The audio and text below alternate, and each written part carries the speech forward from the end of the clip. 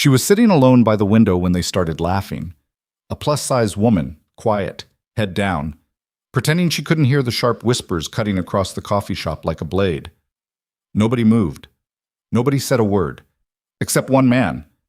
A mechanic with grease still under his fingernails walked straight to her table, pulled out a chair, sat down, and asked loud enough for the entire room to hear, "Mind if I have coffee with the most confident person in this room?" What he didn't know was that the woman he just defended was worth $3 billion, and she had been waiting her whole life for someone exactly like him. Like this video and drop your city in the comments. I want to see how far this story travels. The morning started like every other Tuesday. Riker Hale was already running late. He'd burned the scrambled eggs, again, and spent 7 minutes hunting for Milo's left sneaker, which turned out to be under the bathroom sink for no reason anyone could explain. Milo had offered the theory that the shoe probably walked there on its own, which was exactly the kind of logic a 7-year-old applied to the universe, and Riker had neither the time nor the energy to argue with it. "Backpack," Riker said, pointing. "Got it." "Lunchbox." "Got it." "Did you actually brush your teeth, or did you just run the water and hope I wouldn't notice?" Milo's pause was a full second too long. "Both?" Riker grabbed the lunchbox off the counter, pressed it into his son's arms, and steered him toward the door by the shoulders. Outside, the Seattle morning was doing what Seattle mornings did in late October. Gray sky, low cloud cover, the kind of cold that didn't bite so much as settle into your bones and make itself comfortable. Their breath fogged in the air as they crossed the small driveway to Riker's truck, a 2009 Ford F-150 with a cracked rear bumper and a heating system that worked about 60% of the time. The other 40% you wore your jacket inside the cab. Today was a 40% morning. "Dad?" "Yeah." "Are we going to be late?" "Probably." Milo considered this. "Mrs. Paulson gives you a look when I'm late." "I know." "A real bad look." "Milo, I know." They pulled out of the driveway and merged into the slow crawl of morning traffic, taillights blurring red through the fog. Riker had one hand on the wheel and the other around a travel mug of coffee he'd poured too fast and slightly spilled on his wrist. The radio was on low, some traffic report about a fender bender on I-5 that had already backed things up past the bridge. He switched it off. He dropped Milo at school with 4 minutes to spare, watched him sprint across the wet sidewalk with his backpack bouncing against his spine, and waited until the boy disappeared through the front doors before pulling away from the curb. Riker worked at Ballard Diesel and Fleet Repair, a shop owned by a guy named Dennis, who was 63 years old, perpetually suspicious of anyone under 40, and made the best green chili he'd ever tasted. The job paid well enough. Not comfortably, not easily, but well enough. Enough to cover the mortgage on the small house in North Beacon Hill that he and Milo shared. Enough to keep the lights on. Enough to buy Milo new sneakers when the soles separated and decent groceries most weeks, and not great groceries some weeks. It was a life held together with competence and routine and very little breathing room. He'd been doing it for 3 years. Since Claire. He didn't think about Claire much before 9 in the morning. He'd made that a rule. The shop didn't open until 8, and he had 40 minutes. On the third Tuesday of every month, he stopped at Anchor and Grounds, a coffee shop on the edge of Fremont that had been there since before the neighborhood got expensive, tucked between a dry cleaner and a used bookstore, like something that refused to be gentrified. The coffee was strong and honest. The pastries were good.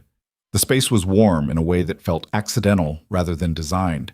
Exposed brick, mismatched chairs, windows that fogged along the bottom edges on cold mornings. He pushed through the door and got in line behind a woman in a rain slicker. The place was full. Morning rush, most tables occupied, the low hum of conversation and espresso machines, and someone's laptop playing jazz. Riker ordered a black coffee and a plain croissant, paid cash, and looked around for a seat. He found one at the counter along the far wall, between a guy typing on a laptop and an empty stool, and settled in. That's when he noticed the table by the window. There were 4 of them, 3 men and a woman, all somewhere in their mid-30s to mid-40s, all dressed the way certain people in Seattle dressed when they wanted you to know money was involved without them having to say it directly. Expensive fleece. Good shoes. The kind of casual that cost several $100s. They had the look of people who'd come from or were heading to something corporate, probably a meeting, probably in one of the glassy buildings that had started appearing all along the waterfront in the last decade.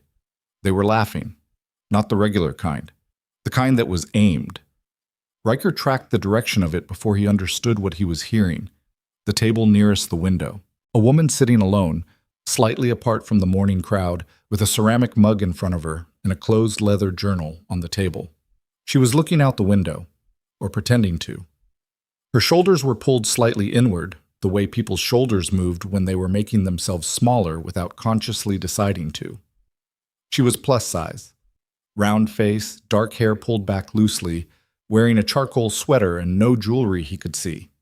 She looked like someone who had gotten up and come here expecting nothing more than a quiet morning and a cup of coffee. She looked like she was working very hard to appear unbothered.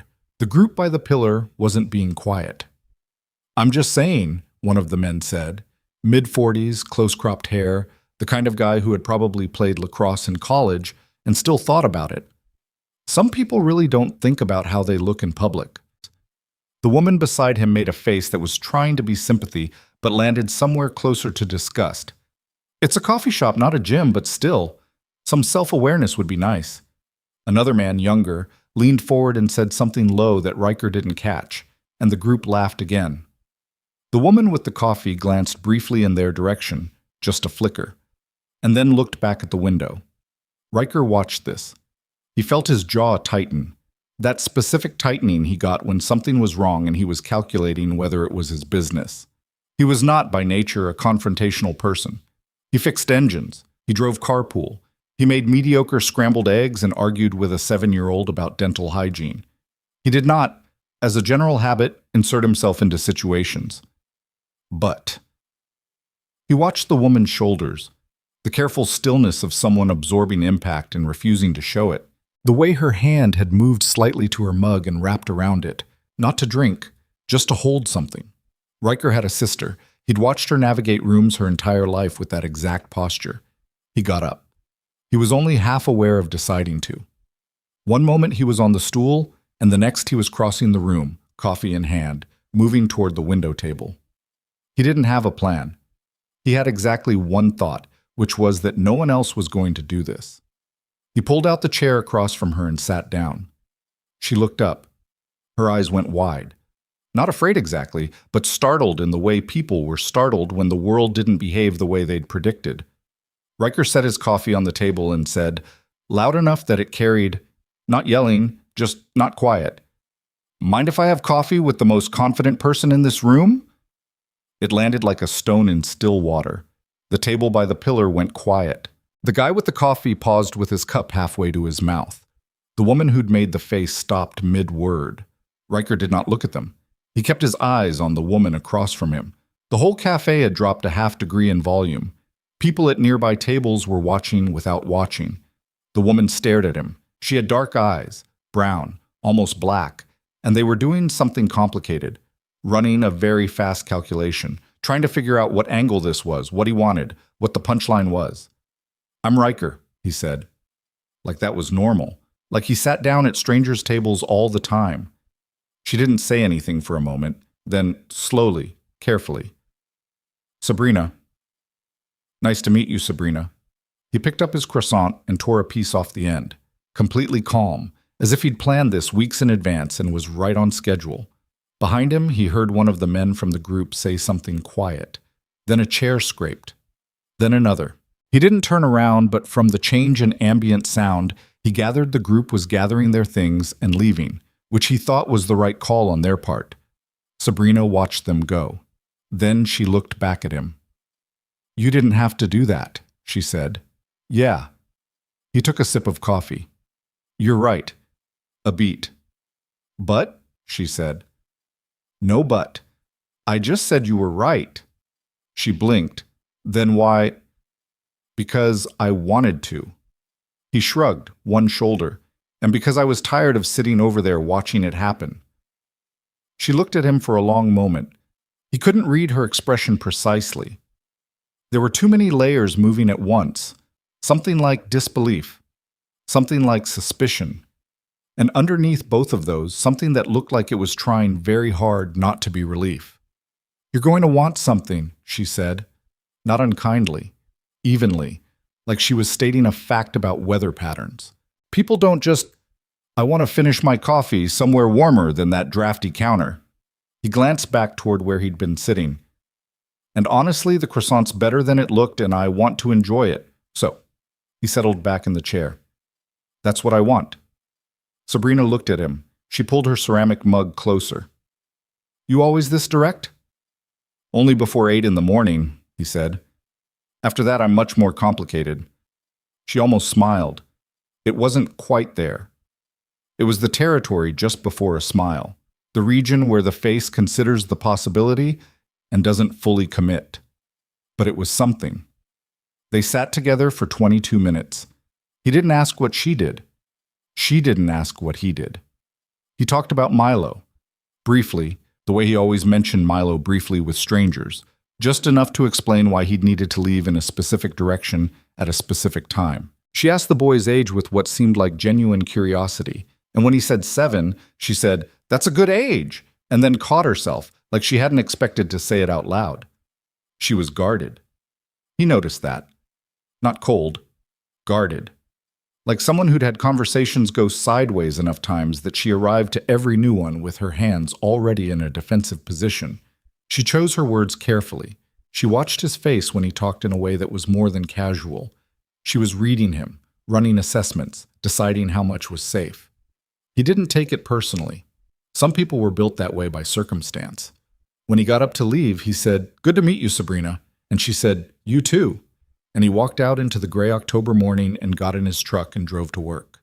He fixed 2 turbocharged diesel engines that day, changed brake pads on a fleet van, had an argument with Dennis about the merits of a new diagnostic software that Dennis refused to believe could be better than his own 4 decades of accumulated intuition, ate a sandwich in the shop at noon, picked Milo up from school at 3:15.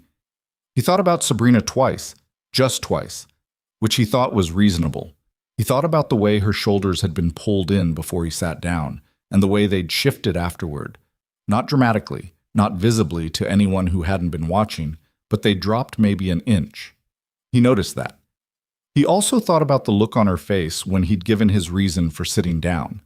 Not a speech, not a performance, just because I wanted to, and because I was tired of watching. He'd expected that to land as insufficient. He'd expected her to push back, demand a better reason, find the hidden motive that she was clearly looking for. Instead, something in her expression had settled, like she'd run the diagnostic and the machine had come back clean. He didn't know what to do with that. He didn't do anything with it. That was the sensible choice. Sabrina Knox did not go back to her office immediately after the coffee shop. This was notable because she went to her office immediately after everything. She had, on one memorable occasion, left her own birthday dinner early to take a call from a contract attorney in Singapore. She worked the way other people breathed, continuously, instinctively, without much deliberation. Her assistant Priya had once told her that if Sabrina ever stopped working, she'd probably dissipate like fog, and Sabrina had found this funnier than she should have. But after the coffee shop, she sat in the back seat of her car and looked out the window for a while. Marcus, her driver, did not comment on this. He had worked for her for 4 years and had developed the professional quality of selective blindness. She thought about the mechanic. He hadn't known who she was. That was the first thing. He'd sat down across from her with coffee-stained fingers. She'd noticed, even through the initial shock, and spoken to her like she was a person who deserved to have someone sit across from her. Not like a prize, not like a challenge, like it was simply the correct and obvious thing to do. She'd been watching for the angle. She always watched for the angle. There hadn't been one. That was the second thing. She pulled out her phone, opened her notes app, and wrote his name. Riker. Then closed the app, then opened it again and deleted it, which was the rational thing to do. She was a 30-year-old CEO of Knox Systems, which built enterprise data infrastructure for 47 of the Fortune 500 companies, and had, as of last quarter's valuation, crossed $3 billion. She had been profiled in 6 national publications and 1 international one.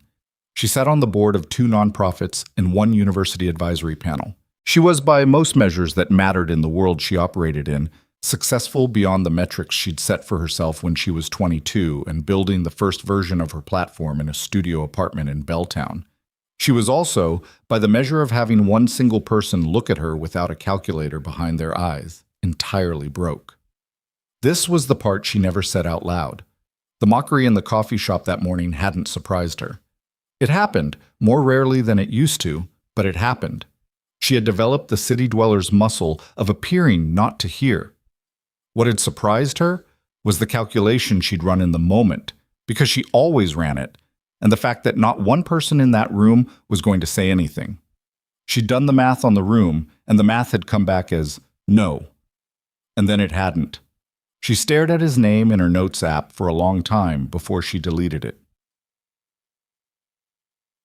The following week, she went back to Anchor and Grounds on a Tuesday morning. She told herself this was coincidental. She was in the area. She liked the coffee. Both of these things were technically true and also entirely constructed around a third variable she was declining to examine directly. He was there. Counter seat, same general spot, same travel mug from home and cafe cup side by side. He was wearing a canvas jacket over a dark green Henley and had the slightly distracted look of someone whose morning had already required more problem solving than they'd planned for. He was reading something on his phone and frowning at it in a way that suggested the news, or possibly a text message from someone difficult. She ordered her usual and, after approximately 4 seconds of internal deliberation, walked to the counter. "You come here every Tuesday?" she asked. He looked up. Something in his face shifted. Not surprise, or not entirely. More like recognition followed quickly by a recalibration. "Third Tuesday of the month," he said. "I come Tuesdays." She sat on the stool beside him because standing there felt worse than sitting. "That's a lot of Tuesdays." "I like the coffee." "Yeah," he said. "It's good coffee." They were quiet for a moment, the comfortable kind of quiet, which she hadn't expected and wasn't sure what to do with. "How's your week going?" he asked. She almost said, very specifically, "I am in the middle of a $12 billion acquisition negotiation that has turned into a three-way standoff between legal teams on 2 continents, and I haven't slept more than 5 hours in 4 days, but—" "Busy," she said. "Yours?" "Transmission swap on a '07 Kenworth. Those are fun." He did not sound like he thought they were fun. He sounded like he thought they were the opposite of fun. "And Milo, that's my son, decided this morning that he doesn't like sandwiches anymore. Any sandwiches. Including the ones he's eaten happily for 2 years, so I'm in a lunch crisis." "How old is he?" 7. "He changes positions on sandwiches roughly every 3 months. I should expect it by now." "What does he like instead?" Riker thought about this with more seriousness than the question probably required. "Right now, quesadillas, which aren't great in a lunchbox, but I'm working on the logistics." She nodded. "Thermal container?" "What?" "They make insulated containers, the kind people use for soup. You can do hot food in a lunchbox." She paused. "My housekeeper used to send me to school with leftovers in a thermos. I ate better lunches than everyone else, but they gave me a lot of looks." It was more than she usually said to someone she barely knew. She wasn't sure where it had come from. He was watching her with an expression she couldn't completely categorize. "Did the looks bother you?" "At 10? Yes." She wrapped her hands around her mug. "Now? Not particularly." "Well, what changed?" "I got something to do with my time besides care." He seemed to think about that. "That's either very healthy or very sad," he said, "and I can't tell which." "Possibly both," she said. He smiled at that. A real one, unguarded, the kind that had something uncomfortable in it. Uncomfortable in the way genuine things were sometimes uncomfortable when you'd been operating without them for a while. She looked back at her coffee. They stayed for 40 minutes that time. She told him she worked in corporate management. This was true in the way that technically accurate things could fail to convey reality. She managed a corporation, which was technically management. She watched his face for the calculation, for the moment people usually performed when they tried to assess her numerical value. It didn't come. He told her about the shop, about Dennis and the diagnostic software argument that had apparently continued across 3 days. About how he'd gotten into diesel mechanics because his uncle had a truck repair place in Spokane, and he'd spent summers there as a teenager and found, to his surprise, that he liked understanding how large, broken things worked. "There's something honest about an engine," he said. "It's either running or it isn't. You can figure out why. The problem has an answer." "Unlike people," she said. "Very unlike people," he agreed. She drove back to the office and told Priya to hold her 9:30 15 minutes. Priya did not ask why. She had learned not to ask why when Sabrina had that specific look on her face, the one that said a variable had entered the equation that wasn't on the spreadsheet. They met 3 more times at the coffee shop over the following 3 weeks. Each time was officially a coincidence, except that by the 3rd time they had both stopped pretending. She moved around her Tuesday morning schedule to arrive between 7:45 and 8. He stayed a few minutes longer than he needed to. Neither of them pointed this out. She learned things about him gradually, the way you learn things about places, not through description, but through accumulated detail. She learned that he had a working knowledge of Milo's entire social ecosystem, every friend, every conflict, every evolving preference, and held it with the same careful attention he gave to engines. She learned that he was funny in a dry, reluctant way, jokes that arrived without announcement and were gone before you fully registered them. She learned that he had been through something that he didn't talk about directly, but that was visible in the negative spaces of what he said, a hesitation, a way of not finishing certain sentences. She did not push. She understood negative spaces. He learned things about her too, she could tell. He was a quiet observer, Riker. He noticed things without making a production of noticing. She caught him twice tracking her posture when she talked, the way she straightened when she shifted into problem-solving mode, the way she pulled back when conversations got personal. He didn't comment on these observations. He just adjusted slightly in response to them, gave her more room when she needed it, less silence when she was spiraling into her own head. This was disorienting. She was used to being read wrong. She was used to being read correctly for the wrong reasons. People who identified her patterns in order to work around them, to get to the money or the influence faster. Riker read her and then just accommodated it. No angle, no extraction. He simply registered that this was how she operated and treated it as information rather than a problem to solve. She didn't know what to do with him. The 4th Tuesday, she arrived at the cafe to find him already there, but not alone. At the table beside his counter seat, a small boy sat with a hot chocolate and a library book, reading with his tongue slightly between his teeth. Milo. He looked up when she approached, assessing her with the frank and unself-conscious intensity that 7-year-olds applied to strangers.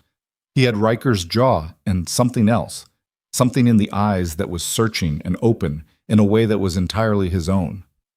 "You're Sabrina," he said. She blinked. "Your dad mentioned me?" He said he had coffee with someone named Sabrina who knows about thermoses. Milo said this with the gravity of a person reporting important intelligence. "We got one. It works." Riker, sitting beside him, had the expression of a man who had underestimated the amount of detail a 7-year-old retains. "School's closed today, teacher planning day. He comes with me on those." "I don't mind," Sabrina said. And then to Milo, because she wasn't sure what else to say, "What are you reading?" He held up the cover. National Audubon Society Guide to Birds of the Pacific Northwest. "I'm learning all the birds," he said. "All of them?" "As many as I can before I see one." He turned back to his book, satisfied with this explanation. She sat down. Milo talked to her with the specific unself-consciousness of children, which was either charming or terrifying depending on your relationship to being seen, and she found, sitting there with a bird guide open between them, that it was charming. He explained the difference between a varied thrush and an American robin with the confidence of someone who had just learned this information and intended to keep it forever. He asked her what her job was, and when she said she worked with computers, he nodded seriously and said, "My dad says computers are fine, but you should know how things work without them." Riker, beside her, closed his eyes briefly. "Your dad's not wrong," she said. Milo seemed satisfied with this. He went back to his book. She looked at Riker. He was watching her, not with the calculating look she'd learned to brace for, with something quieter than that, something she couldn't name and wasn't ready to, but sat in her chest like a question she hadn't yet decided to ask. She looked away. Outside, the October rain had started. It came down soft and even against the glass, the way Seattle rain did when it wasn't in a hurry, blurring the street into watercolor. The three of them sat together and didn't say much for a while. Milo identified a bird on a page. Riker finished his coffee. Sabrina held her ceramic mug and let the warmth move up through her palms. She had 17 unread emails and a call with her CFO at 10. She sat there anyway. For the first time in longer than she could remember with any precision, she was not preparing for the next thing. She was not calculating distances. She was not waiting for the angle to appear. She was just sitting somewhere warm while it rained with a man who fixed engines and a small boy who intended to learn every bird. And something in her chest, something that had been tightly coiled for so long she'd stopped noticing the tension, loosened, just barely, around the edges. She didn't examine it too closely. She was afraid of what she'd find if she did. 3 weeks later, he asked her if she wanted to grab lunch, not coffee. Lunch, which was different. She said yes. They went to a Vietnamese place near Fremont that Riker had been going to since before it became popular. The owner knew him by name.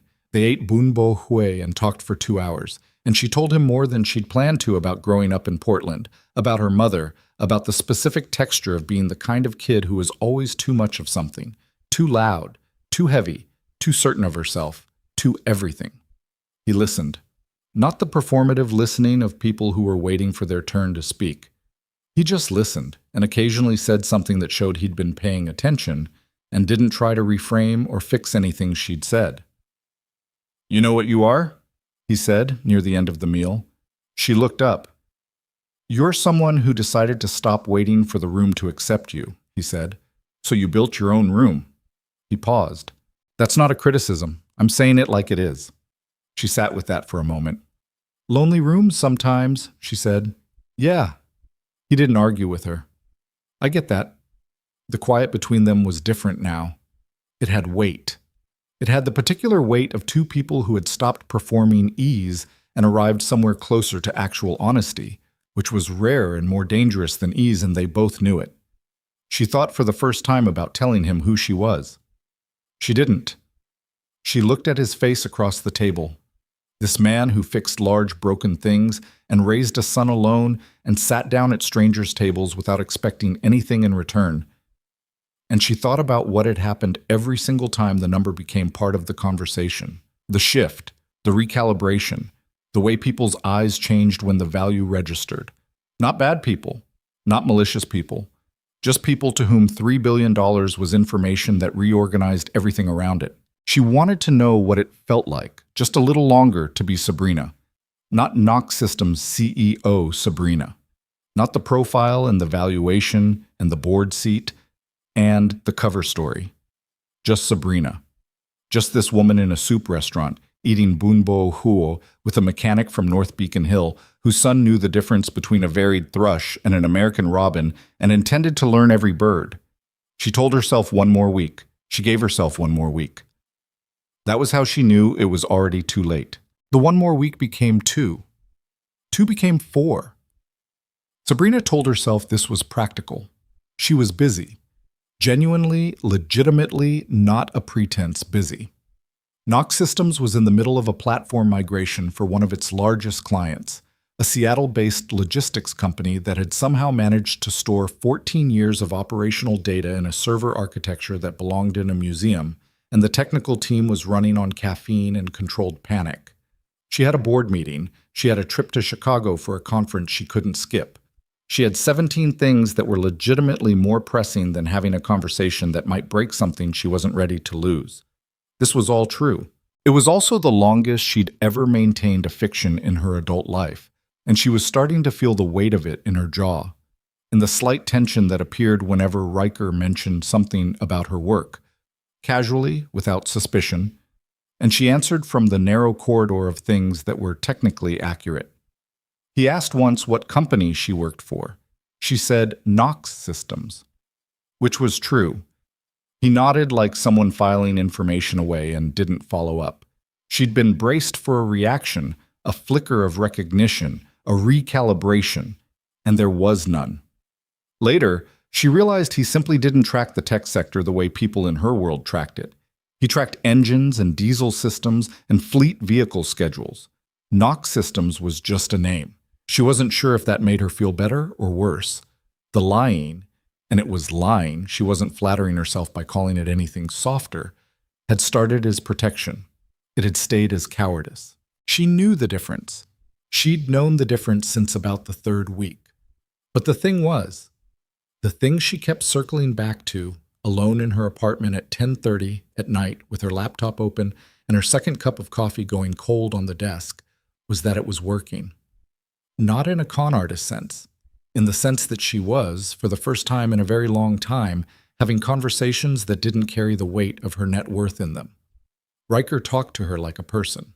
He disagreed with her when he disagreed, and he did disagree more than she'd expected, with the easy confidence of someone who'd never learned to be impressed by authority. He asked her questions that had nothing to do with acquisition strategy or market position. He wanted to know whether she'd grown up with siblings, whether she'd ever been camping, whether she liked the rain or just tolerated it the way everyone in Seattle pretended to enjoy it. She'd told him she genuinely liked it, and he'd looked at her with a kind of suspicious amusement and said, "Nobody actually likes the rain." And she'd said, "I do." And he'd said, "Prove it." And they'd ended up walking 2 blocks in a light drizzle without umbrellas while he listed every reasonable objection to rain as a meteorological phenomenon, and she'd counter-argued every single one, and she'd been laughing before she realized she was laughing, which hadn't happened in a while. That was the Tuesday she understood she was in trouble. Not trouble in the way trouble usually came for her.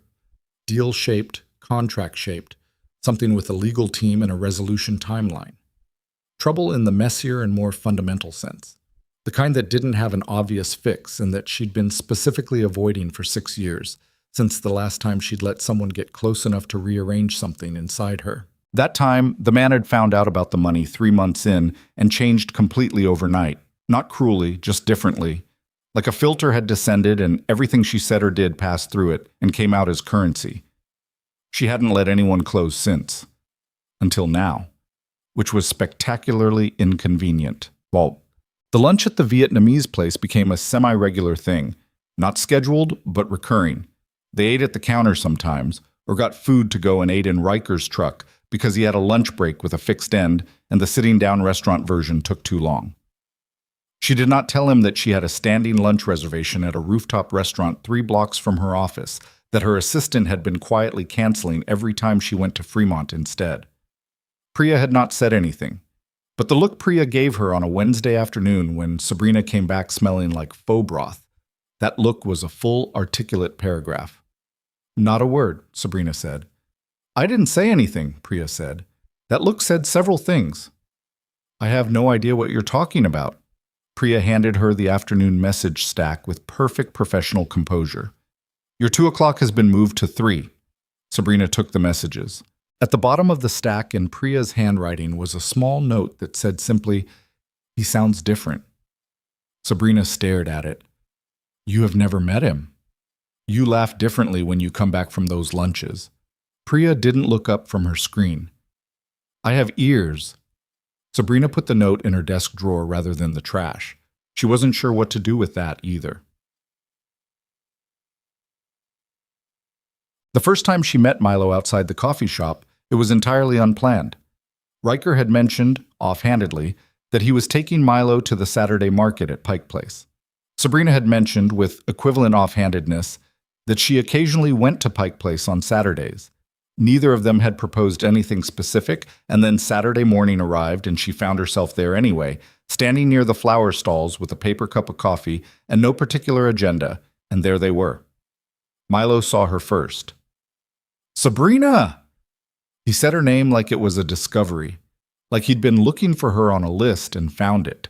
Riker, beside him, looked surprised and then unsurprised within the span of about 2 seconds. He had that quality, she'd noticed. The ability to recalibrate quickly without making a production of it. "Hey," he said. "Hey," she said. Milo was wearing a rain jacket that was slightly too big and had a small Audubon Society patch on the chest that Sabrina was fairly certain Riker had sewn on, and he was holding a paper bag of kettle corn with both hands and looking between the two adults with the bright-eyed interest of someone who found the situation entertaining. "We're getting crabs," Milo said. "Dungeness crabs," Riker clarified. "For dinner. He's been asking for 3 weeks. I saw them on a nature video," Milo said. "The crabs. I wanted to see them in real life before we eat them." He paused, apparently finding no moral contradiction in this. "For research." Sabrina looked at Riker. Riker looked at her with an expression that said clearly, "This is the energy I'm working with every day." "Do you want to do research with us?" Milo asked her. She looked at the boy's open face, the total absence of agenda in it. No performance, no assessment. Just an invitation issued from the simple position that more people made most things better. "Yeah," she said. "Okay." They spent 3 hours at the market. Milo performed his crab research with intense seriousness, asking the fishmonger several questions that the man answered with admirable patience. They ate clam chowder from a bread bowl, standing at a counter near the window, and Riker bumped her arm reaching for napkins and said, "Sorry," and she said, "It's fine." And for a half second they were both very focused on their soup. Milo ate approximately 40% of his chowder and then ate the bread bowl with complete commitment. And when she asked how it was, he said, "The bowl part is better than the soup part." And she thought this was probably the most honest restaurant review she'd ever heard. On the walk back through the market, Milo slid his free hand into hers, not asking, not pausing to consider. He was holding the kettle corn bag in one hand, and he took her hand with the other like it was the most natural logistical solution to having 3 people walking in a crowd. She looked down at his hand.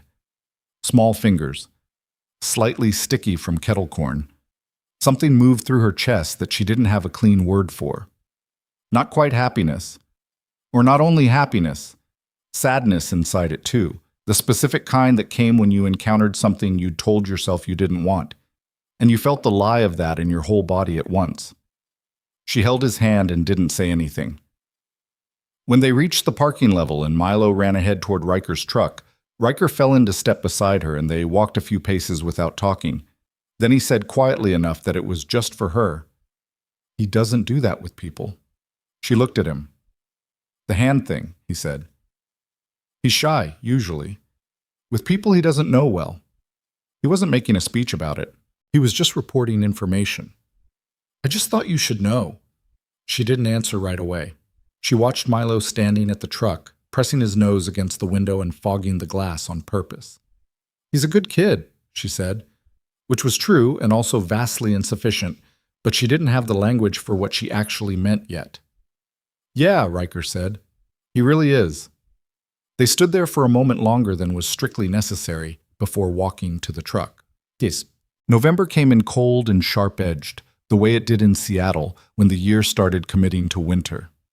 The light shifted, lower and earlier, and the city pulled inward, the way it always did, trading summer's brief openness for the long indoor season. Sabrina worked. She always worked. But she started noticing the edges of the day differently. The end of the afternoon, when the office light went amber before going dark. Tuesday mornings, Saturdays.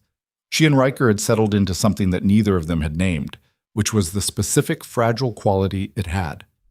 She'd read somewhere that naming things gave them permanence, and she'd spent 30 years believing this as a business principle.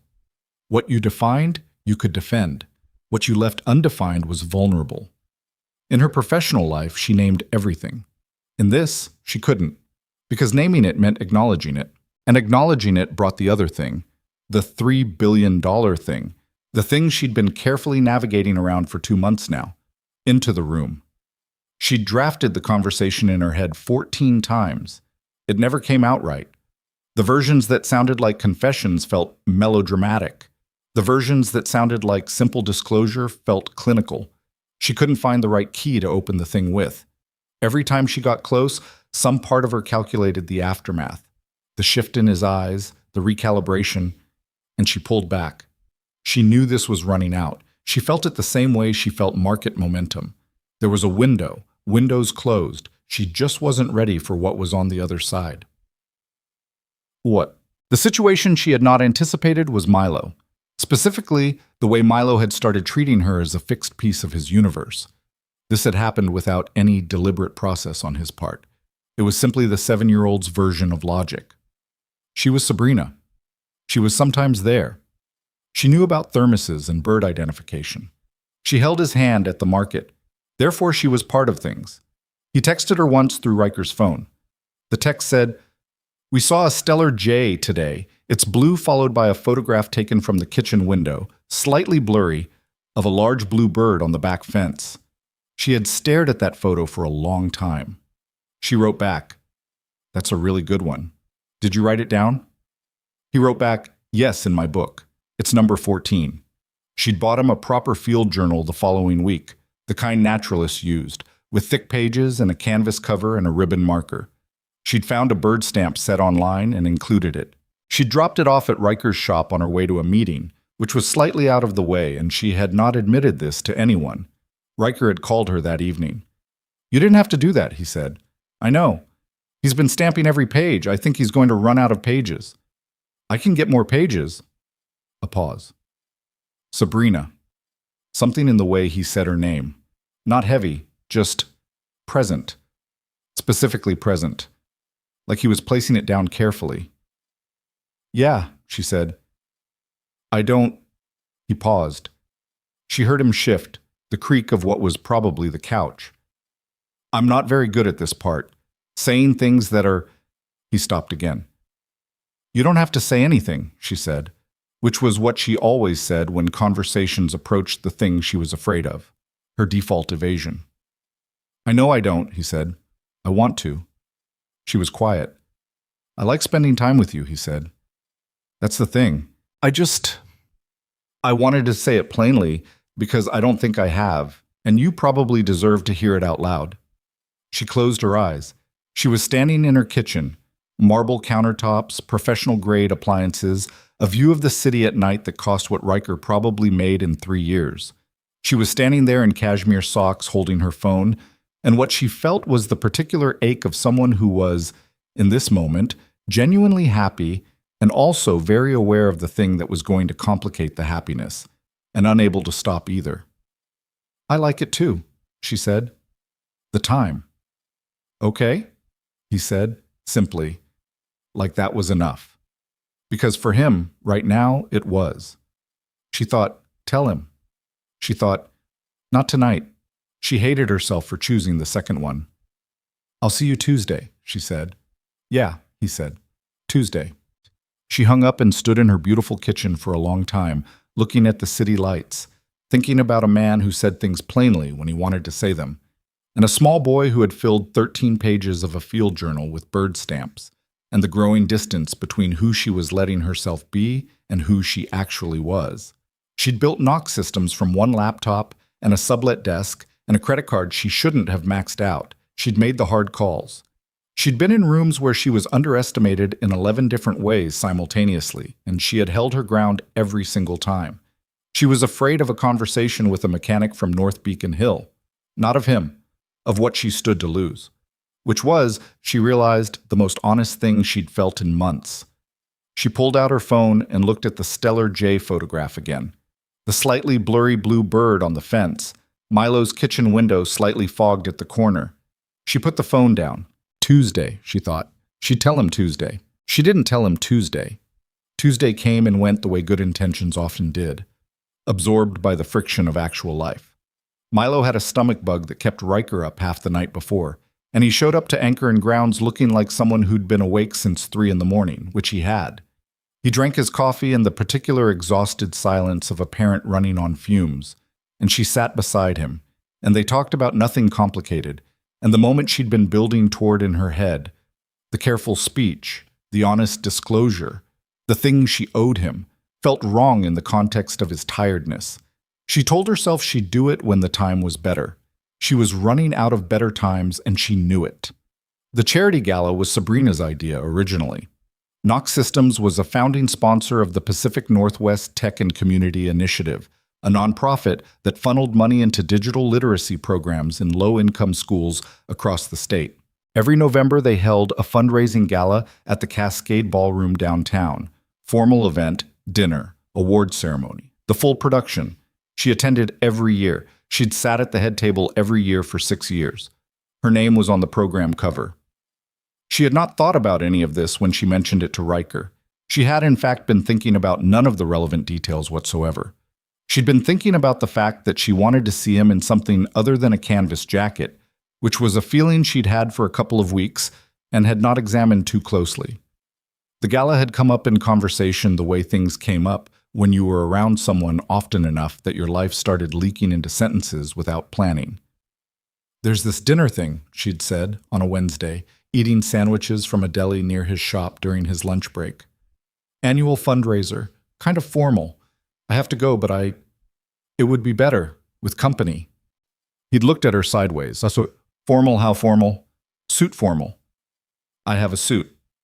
"Okay." A pause. He finished half his sandwich. "Is this a date?" She'd been aware of her heartbeat in a way she usually wasn't. "Do you want it to be?" He'd thought about it, which she'd appreciated. The fact that he'd actually considered it rather than just deflecting. "Yeah," he said. "I think so." "Then it's a date," she'd said. She had driven back to the office running through everything that could go wrong with a very specific and catastrophic clarity. She'd called Priya immediately. "The gala," she said. "The Knox Systems gala," Priya said. "Is there any way? You're the presenting sponsor. Your photo is on the program. You're receiving the Community Leadership Award. There is no way." Sabrina had sat in her car in the parking garage for 4 minutes. "Okay," she'd said. "Should I be concerned?" Priya asked. "No." A beat. "Maybe. I'll handle it." She had planned, genuinely and sincerely planned, to tell him before the gala. She had a full 2 weeks. 2 weeks was enough time. She'd get coffee, she'd sit down, she'd say, "There are things I haven't told you about my work, and I want to correct that. And here's why I didn't say it earlier, and I'm sorry it took this long. And I understand if that changes things." Straightforward, honest, adult.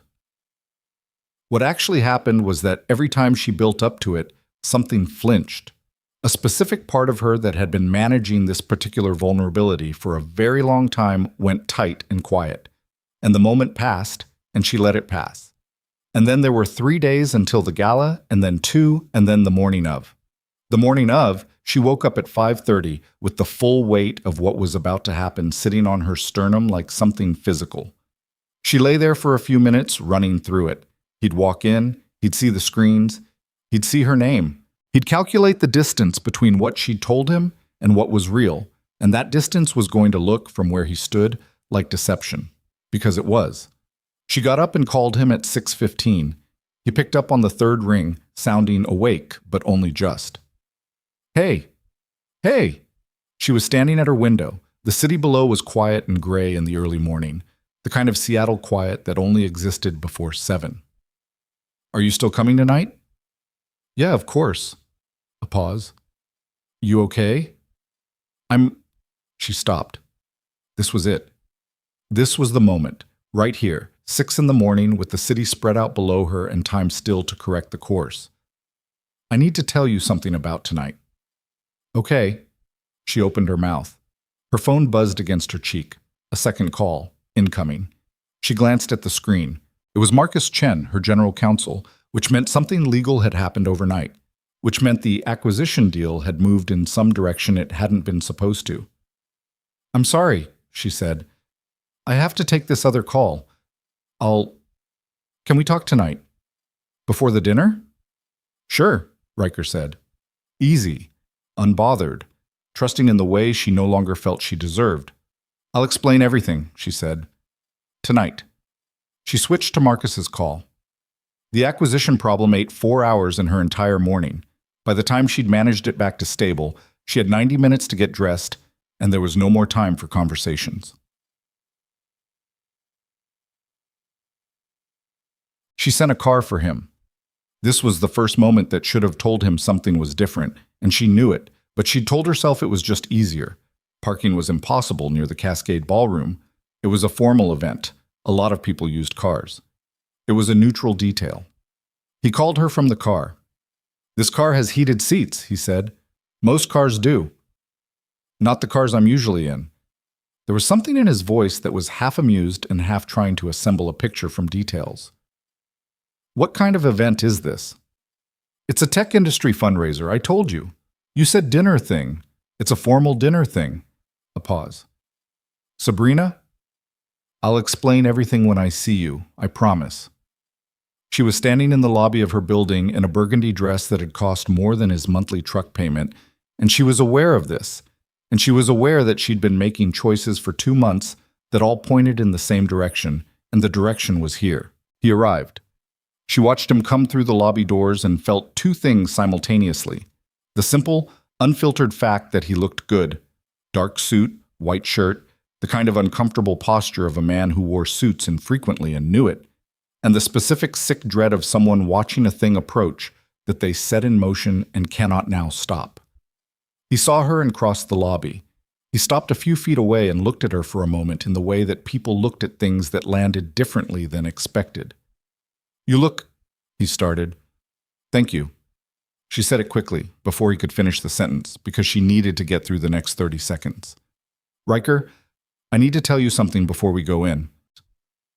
But they were already outside, and the car was waiting, and somehow they were moving, and the moment folded into logistics, the way moments did in crowds and motion, and she told herself, inside, before the program starts, she'd find him and she'd tell him. The Cascade Ballroom was the kind of room that was built to impress. High ceilings with industrial lighting softened to warm gold, long tables with white linen, a stage at the far end with a podium and a backdrop bearing the initiative's logo. 600 people. The specific hum of a room full of the Pacific Northwest tech industry, which meant expensive quiet clothes and the practiced socializing of people who'd learned to work rooms as a professional skill. Riker walked in beside her, and she felt, rather than saw, the moment it registered on him. The scale. The density of money in the room. It wasn't his world, and he knew immediately that it wasn't his world. And she watched him absorb this and keep moving anyway, with the particular quiet dignity of someone who didn't panic in unfamiliar territory. She should have said something then. They were barely 20 feet inside when a woman intercepted them, Caroline Marsh, COO of a cybersecurity firm, someone Sabrina had known for 5 years. Sabrina! She embraced Sabrina with the air kiss efficiency of people who did air kisses professionally. You look phenomenal. Are you ready for the award? Riker beside her went very still. Marcus needs you at the sponsor table before the program, Caroline continued, already half turning toward someone else. Oh, and they updated the screen display. Your company profile is on the main boards now. Have you seen it? She was gone before Sabrina could respond to any of it. Sabrina turned to Riker. His face was doing something careful, contained. Award, he said. I was going to explain, and the company profile. His voice was level, not angry yet. Processing. On the boards. Riker? What company? He asked. Quietly, directly. She met his eyes. Knox Systems. Something shifted in his face. A recognition, not of the name specifically, but of the weight of the name, the way it sat in this room, the way Caroline had said your company profile. You own it, he said. Yes. He looked at her for a long moment, not speaking. His jaw had that tight quality it got when he was working something through. Then he looked away, around the room, at the 600 people, at the sponsors table, at the scale of the things she'd brought him into without warning. Okay, he said, low and controlled. How big? She held his gaze. 3 billion, approximately. Last valuation. He was quiet for what felt like a very long time. I was going to tell you, she said. I should have told you weeks ago, I know that. I was going to tell you tonight before we came in. I tried to tell you this morning. But you didn't. No. He nodded slowly. Not agreeing, just processing. He was looking at the room again, not at her. The light shifted. On the far wall, one of the large display screens blinked to the event program. And there, the sponsorship panel, cycling through the evening's major contributors, Knox Systems, her company logo, and beside it, a photograph from a magazine profile, the kind of photo that communicated everything at once, her name, her title, the building behind her that her company owned. He saw it. She watched him see it. She watched his face run through several things very quickly and then go still. Then something else happened. On the other side of the room, she could see a cluster of people near the bar. Tech executives, most of whom she recognized, a few she actively disliked. One of them was Derek Paulson, who ran a venture firm that had tried and failed to acquire Knox Systems twice, and who had never been gracious about the failure. She could hear, in the gap between the ambient crowd noise, the particular carrying quality of a voice that didn't care who heard. Heard she actually brought someone, Derek's voice. Like a date. A laugh from someone. Is this another one of her little experiments? Bit on brand for her, isn't it? Find someone suitably unlikely and bring them to industry events so everyone talks about how relatable she is. Another laugh. A woman's voice. Marketing genius, honestly. Or just lonely, Derek said. Same result. Riker heard it. She knew because of the precise moment his posture changed. Not dramatically. Not a flinch. Not a visible reaction. Just something that left his face. The careful openness he'd had when they walked in. The willingness to be in a room that wasn't his. That left. He looked at her. And she saw it happen. The thing she'd been afraid of for 2 months. Not anger. Worse than anger. The look of someone who had run a calculation and arrived at a number they hadn't expected. The look of someone trying to determine which of the things they believed about the last 2 months were still standing. Riker, excuse me a minute, he said. He walked away. Not fast. Not making a scene. Just walked. Through the crowd toward the side of the room and then toward the lobby doors, and she stood there watching him go and didn't move for 3 full seconds before she started after him. She was stopped twice, once by a board member who needed to confirm seating, once by the event coordinator who needed her signature on something that apparently could not wait. Each time she tried to keep moving, and each time the machinery of the event folded around her, because this was her event, and her name was on the back of it, and she couldn't make herself invisible inside it. By the time she reached the lobby, he was outside. She pushed through the door into the cold night air and found him standing on the wide front steps, hands in his jacket pockets, looking at the street below. Downtown Seattle hummed around him. Traffic noise, the distant sound of the waterfront, the yellow glow of streetlights. He had his back to her. Riker. He turned. His face had the quality of someone who had made a decision and was standing behind it. Were you laughing? He asked. With them. Is that what the last 2 months were? No. The word came out hard and fast because it was the truest thing she'd said all evening. Absolutely not. Because that's what it looks like from here. His voice was controlled, but there was something underneath it. Something that was not anger so much as a deeper, older hurt. The kind that came from a specific direction. It looks like I was something you were doing. An experiment. A story. That is not what happened. You hid $3 billion from me for 2 months. I hid that I had money, because every time anyone has known about the money, she stopped. Tried again. I wasn't running an experiment. I was trying to find out what it felt like to have one conversation that didn't have a price tag on it. He looked at her steadily. So you used me to feel normal. It landed exactly where he'd aimed it. She wanted to argue with it. She stood there in the cold in her burgundy dress, and she tried to find the counter, and she couldn't, because he wasn't entirely wrong. That was the thing. He wasn't entirely wrong, and she knew it, and the fact that her reasons were real and her feelings were real didn't fully cancel the fact that she'd made a choice every week for 2 months, and the choice had always been, not yet, not yet, not yet. I was afraid, she said. That's not an excuse. It's what's true. Afraid of what? Of you looking at me differently. Her voice came out less steady than she wanted. It happens every time. And I didn't want it to happen with you.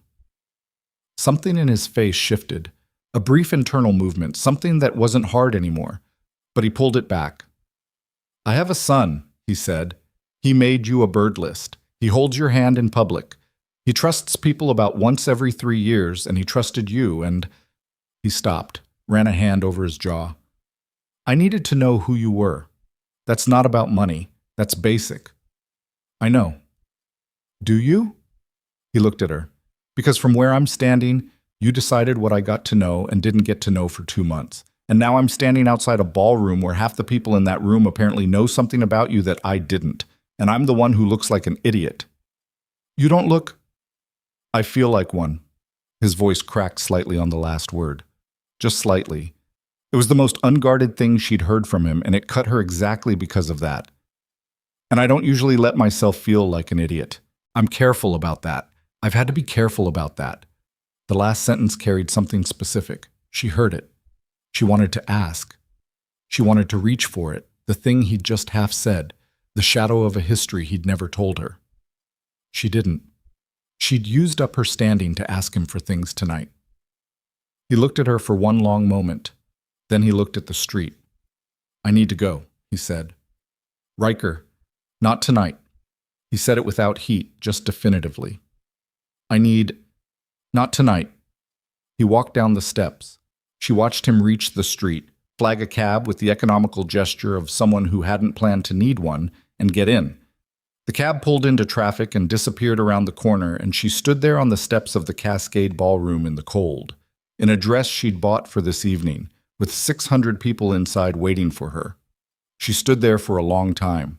Then she went back inside because the thing about being Sabrina Knox was that the event went on, and her name was on it, and it went on. She accepted her award an hour later. She said her prepared remarks about community and investment and the importance of equitable access to technology. She thanked the right people. She smiled at the right moments. She was, by every external measure, composed and present and exactly where she was supposed to be.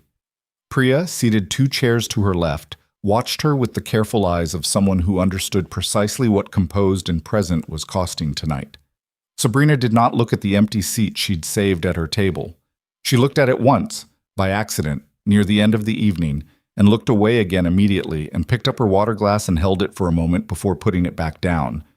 On the ride home, she sat in the back of the car and didn't do anything, didn't check her phone, didn't open her laptop, didn't manage anything. She just sat there, watching the city move past the window. Lit windows, wet streets, the ordinary beautiful indifference of a city that didn't know or care what had just happened on those steps.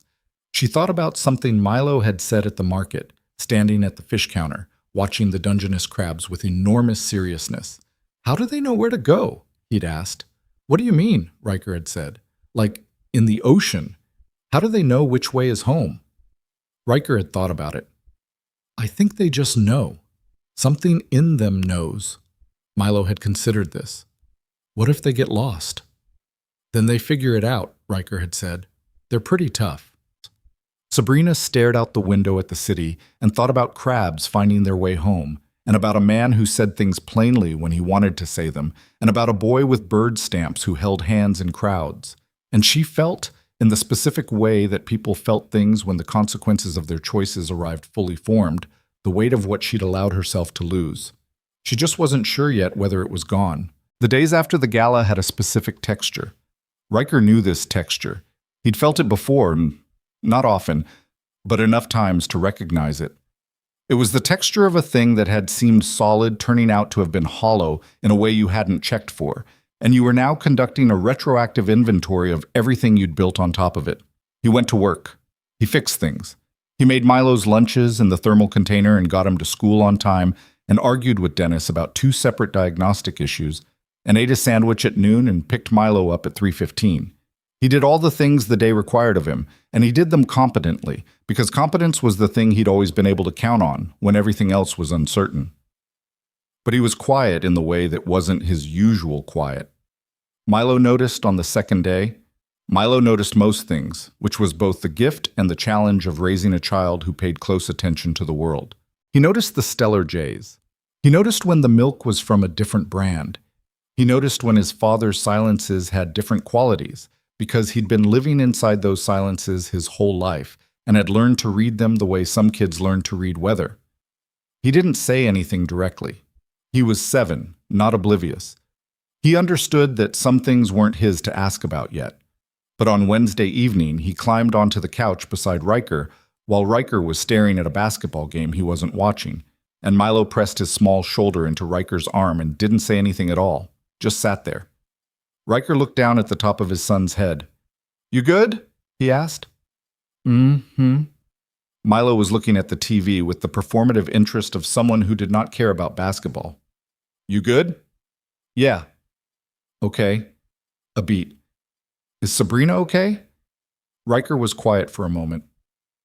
I don't know, bud. Milo absorbed this with the seriousness he brought to most information. Did something happen? Something like that. Is it the kind that gets fixed or the kind that doesn't? Riker looked at the TV. A player made a shot. The crowd responded. The game continued. I don't know yet, he said. Milo nodded. He reached over and grabbed the TV remote and turned the channel to a nature documentary without asking, which was the kind of authority he exercised when he decided the current viewing situation needed improvement. On screen, a blue-footed booby performed an elaborate mating dance on a rock somewhere in the Galapagos. They watched it in silence. That bird, Milo said after a while, is really trying. Riker looked at the screen. The bird was, in fact, really trying. Lifting its vivid blue feet in careful, deliberate sequence, committed fully to the performance regardless of how it looked to outside observers. Yeah, Riker said. It is. He wasn't sure if Milo had meant anything by it. With Milo, you could never be entirely certain. Grant. He wasn't angry in the way he'd expected to be angry. He'd had 2 days now to run back through everything. The coffee shop, the weeks of Tuesday mornings, the lunches, the market, the phone call where she'd said I like it too, the time. And what he kept arriving at wasn't the clean, clear shape of having been lied to. It was something more tangled than that. The facts were the facts. She'd known who she was, and he hadn't, and she'd made the choice every week to keep that gap in place. He couldn't reframe that. He wasn't going to. But the way she'd looked at Milo at the market, the way she'd been on the phone that night when she'd said she was afraid of him looking at her differently. He'd heard something real in that. He knew the difference between a real thing and a performed real thing. He'd spent 4 years watching for performed real things after Claire, and that had been real, which made it worse in some ways and more complicated in others. He thought about Derek Paulson's voice carrying across the ballroom. He'd caught enough of it to understand the context. An experiment, one of her little experiments. He'd stood there holding that and let it sink in, and his first response had been visceral, because it touched something specific in him, the old wound of the person who gets to be someone else's object lesson, someone else's interesting story. He'd been that person before, in a different context, and he'd sworn a long time ago he wouldn't be it again. But then he kept thinking about her face on those steps, and there was nothing performed about that face. She'd been stripped of every professional layer out there in the cold, and what was underneath wasn't someone who'd been running a game. It was someone who had been more afraid than him, possibly, and had made a bad choice out of that fear and then kept making it, and was now standing in the wreckage of it. That didn't fix anything. It was still a mess. He was still angry, not hot angry, just the low, steady ache of someone who'd let himself trust at a speed he usually didn't and paid for it. But it wasn't the simple shape he'd tried to make it on the cab ride home. He didn't call her. She didn't call him. He didn't know what to do with that either. 4 days after the gala, on a Sunday, he came home from a grocery run to find Milo at the kitchen table with his laptop open. This was not unusual. Milo used the laptop for school projects and bird research and the occasional video game that Riker had approved after vetting. What was slightly unusual was the expression on Milo's face, the very focused, very still expression of someone watching something that was holding all of their attention. "What you watching?" Riker asked, putting the grocery bags on the counter. "An interview," Milo said. Riker started unpacking. "For school?" "No." A pause. "It's Sabrina." Riker's hand stopped. He turned slowly. On the screen, clearly pulled from some news archive, the resolution had that slightly compressed quality of older streamed video, was a woman sitting across from an interviewer in what looked like a professional studio. The woman was Sabrina, though younger, maybe 24, 25. Her hair was longer and she was wearing a blazer that was slightly too formal for her, in the way things were too formal when you were young and trying to signal that you belonged somewhere. She looked like someone who had already accomplished things and was still learning to hold them comfortably. "Where did you find that?" Riker asked. His voice came out steady. "I looked her up," Milo said simply. after you said you didn't know if it was the kind that gets fixed. He said this without apology, in the direct way of children who have not yet learned to be embarrassed by their own curiosity. I wanted to know more about her. Riker pulled out the chair next to Milo and sat down. On screen, the interviewer, a woman with a notepad, was asking something. Riker caught the end of it. The criticism about whether your early success was built on connections rather than the product itself. How do you respond to that? Young Sabrina on the screen was quiet for a moment. She did the thing Riker had watched her do at the table in the coffee shop, the microassessment, the rapid internal calculation about how much to say. Then she seemed to make a decision. I grew up, she said on screen, being told in 100 different ways that I was too much and not enough simultaneously, too loud, too heavy, too certain, and the response most people expected was for me to shrink, make myself easier to be around. She paused. I never really learned to do that, which meant I got to this point in a straight line, but it was a very lonely straight line. The interviewer leaned in slightly. Lonely how? Every relationship I've had, Sabrina said on screen carefully, has changed the moment the company became real. The money became real. She shook her head. People stop seeing you. They see the number, and once that happens, she stopped. You can't unsee it. You can't go back to the conversation you were having before. That version of the relationship is just gone. The interviewer said something sympathetic. So yeah, Sabrina continued, I've had people tell me I'm hard to love, and I've spent a lot of time believing that, but I think it's more that I'm hard to see clearly. The number gets in the way. She looked directly at the camera for a second, not intentionally, just briefly, and in that second she looked her exact age in a way she usually didn't. I would give a lot, she said, to have one person know me before knowing what I'm worth. The clip ended. Milo looked at his father. Riker was looking at the screen, at the black square where the video had been, at the reflection of the kitchen window in the dark screen. He sat with it for a long moment, the full weight of what he'd just heard, the specific shape of the thing she'd been carrying, the exact architecture of why she'd done what she'd done. She wasn't hiding because she was playing a game. She was hiding because every time she hadn't hidden, she'd lost something. She'd told that to a camera years ago. She'd been carrying it since. She was scared, Milo said. Riker looked at his son. Of the same thing you're scared of, Milo said, with the guileless precision of someone who had not yet learned to soften hard truths. Somebody pretending. Riker was quiet. That's what happened with Mom, Milo said. Not accusingly, just saying the thing. You got scared that people were pretending, and then you stopped. He paused, choosing the word with visible effort. Letting people in. Riker stared at his kid. Milo looked back at him with calm, dark eyes, patient, like he'd been waiting to say this for a while and had simply been waiting for the right moment. How do you know about that? Riker asked. His voice was rough around the edges. Milo shrugged one small shoulder. I listen. To what? You. When you're on the phone with Uncle Pete. When you think I'm asleep. He looked down at the closed laptop. You said once that you were done trusting people who showed you one face and had a different one behind it. He looked up again. Sabrina was doing the same thing, because she was scared of the same thing.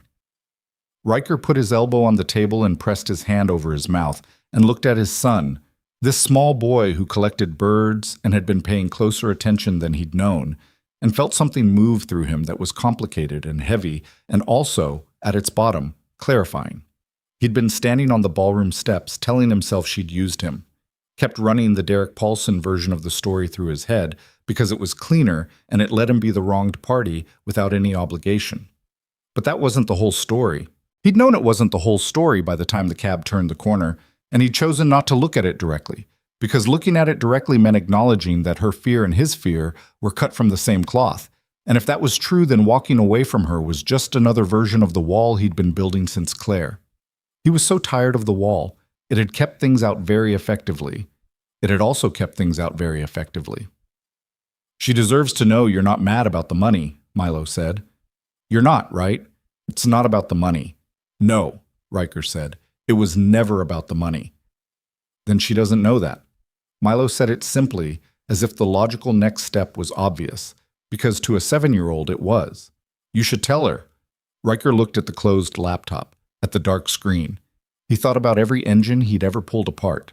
The principle he'd tried to explain to Milo once, sitting in the shop on a Saturday. The idea that a broken thing was not a useless thing. That the brake told you something about how it worked, and if you understood how it worked, you could fix it.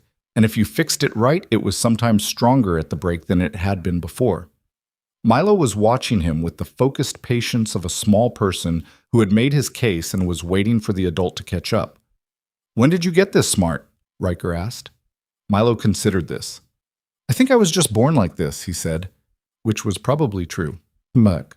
Riker drove to Nox Systems headquarters on a Thursday morning. He had not called ahead. He had thought about calling ahead and decided against it, because calling ahead gave the option to redirect, to have someone say she's unavailable, she's in a meeting, let me take a message. He didn't want a message taken. He wanted to stand in front of her and say the things he should have said on those steps. And then he wanted to hear what she said back. And then they were both going to be in the same room with the actual truth of the situation, rather than their separate private versions of it. Nox Systems occupied the top 6 floors of a glass building on 2nd Avenue. He'd driven past it before without knowing. He knew now. He walked into the lobby. It was the kind of lobby that understood exactly what it was communicating. Clean lines, good materials, the hushed certainty of a company that didn't need to announce itself loudly because the building did it for them. A reception desk, a security panel, a young man in a blue blazer who looked up with the professional pleasantness of someone whose job was to manage the boundary between the world and the floors above it. "I'm here to see Sabrina Knox," Riker said. The young man's expression did not change, exactly, but something in it shifted into the particular register of someone applying a filter. "Do you have an appointment?" "No." "Ms. Knox's schedule is... I know she doesn't have me on the calendar. Can you tell her Riker Hale is in the lobby?" A brief assessment. "What's this regarding?" He thought about how to answer that. "Tell her it's regarding something I should have said 4 days ago." The young man looked at him for a second, then picked up the phone. Riker waited. He stood in the lobby of her building and looked at the city through the glass and breathed. He wasn't nervous in the way he'd expected to be nervous. He was steady, which surprised him slightly. He felt the way he felt at the start of a difficult job, not relaxed, but settled, clear about what needed doing. Above him, 32 floors up, something was happening that he couldn't see. What was happening was that Priya had knocked on Sabrina's office door and opened it with the expression that meant she was delivering something that required careful handling. "There's a Riker Hale in the lobby," she said. "He says it's about something he should have said 4 days ago." Sabrina, who had been staring at a contract revision without reading it for approximately 40 minutes, went very still. "He's here," she said. "Lobby level, front desk." Priya's voice was entirely professionally neutral. Her face was not. Sabrina stood up, sat back down, stood back up. "You're going down there," Priya said. "I know." Or you could have him come up. She thought about that. About him stepping off the elevator into the corridors of Nox Systems, into the full official context of everything she was here. She thought about the lobby of the ballroom, about the way the room had reorganized itself around her identity the moment they walked through the door, about how that had gone. "I'll go down," she said. She took the elevator. 32 floors of watching the numbers descend. She'd ridden this elevator 10,000 times. This was the only time she'd been aware of each individual floor. The doors opened. He was standing near the center of the lobby with his hands loose at his sides, in his canvas jacket and work boots, and he looked exactly like himself, not dressed for this building, not trying to be, just standing there like a person who had a reason for being somewhere and was comfortable with that reason. He saw her. She crossed the lobby. They stopped a few feet apart. Neither of them said anything for a second. "Hi," he said. "Hi," she said. He looked at her with that steady, direct look she'd learned was just how he looked at things he was taking seriously. "I was wrong about some of it," he said. "Not all of it. You should have told me sooner. That part I'm sticking with." She held his gaze. "You're right about that part. But the other thing..." He stopped. ran a hand over his jaw the way he did when he was choosing words carefully. What those people said at the gala. I let that in too fast. I let it tell me a story about you that I already knew wasn't the whole story. He paused. I was looking for a reason to step back, because stepping back is something I'm good at. She didn't fill the silence.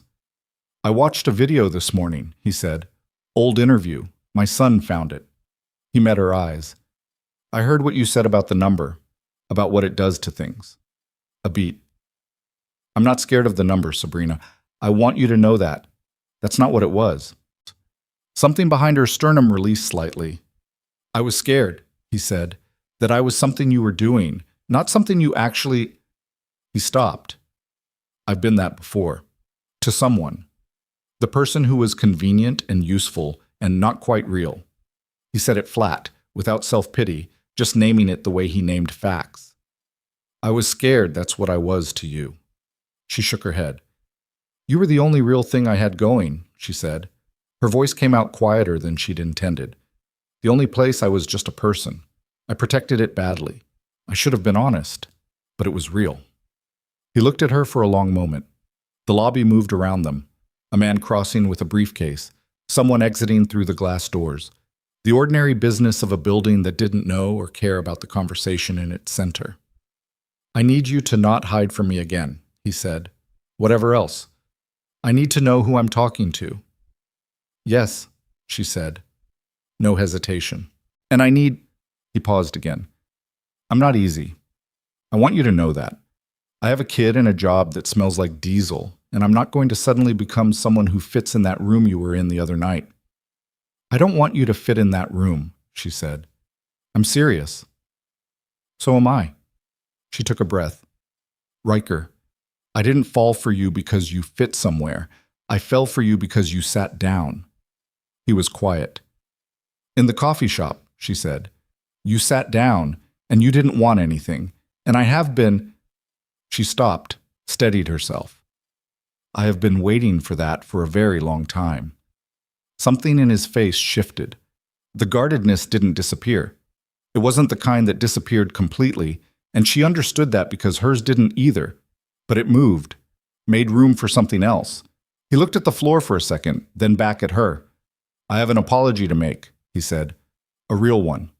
Not just to you. She tilted her head. I walked away on those steps, he said. In front of your people. In your space. His jaw was tight again, but differently. This was the tight of someone holding themselves accountable rather than holding someone else off. That wasn't... I don't do that. That's not how I handle things, and it wasn't fair. She opened her mouth. Let me finish, he said. I need to say it right. He looked at her directly. I defended you in a coffee shop because you deserved it. That part was easy. The harder part... He let out a slow breath. The harder part is showing up when it's inconvenient, when it costs me something, when I'm hurt and I want to walk. He met her eyes. I'm here. That's me showing up. She stood in her lobby and looked at this man who fixed broken engines for a living and raised a boy who listened to bluebirds on back fences, who said things plainly when he wanted to say them, and who had just driven to her building without calling ahead because he had something to say and he decided it needed to be said in person. And she felt something that was not sophisticated or complicated or useful for any professional purpose she could name. She just felt it, straight through, no filter. Milo would want to know, she said carefully, that I found a stellar jay feather last week, near Volunteer Park. I didn't know what to do with it. Something in his face changed entirely. That boy, he said, is going to lose his mind. I kept it, she said, in my desk. I wasn't sure if he'd want it. Riker shook his head slowly, not in disagreement, just in the way of someone recalibrating around new information. He's going to want it, he said. He's going to want to know every detail of where you found it, and what time of day and what direction you were walking.